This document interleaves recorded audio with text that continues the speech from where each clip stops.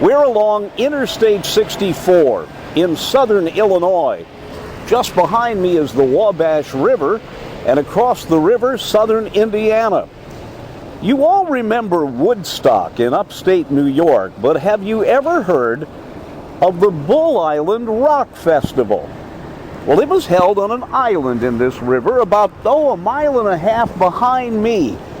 But before the Bull Island Rock Festival was over, the locals were calling it the Rock Island Bull Festival.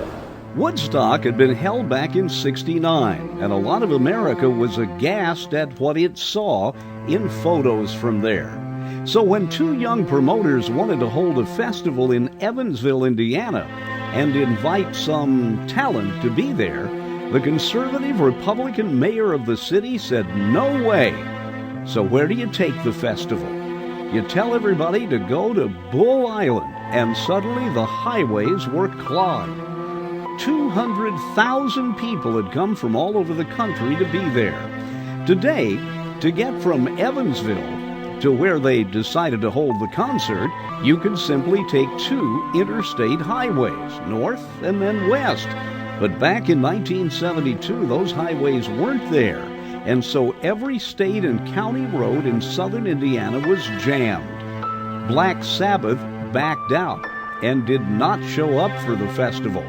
Ravi Shankar and others did perform. But there were problems, little if any sanitation, and worse, too many drugs. And many of those drugs were tainted with what was a poisonous substance. Many got sick. No word on whether any died. And the cleanup? Well, it was one of the biggest collections of garbage in the history of the U.S. Much of it was simply plowed under. Today, the 1972 Bull Island Rock Festival is just a bad memory. Some say it was the worst music festival ever held. I'm Dennis Daly.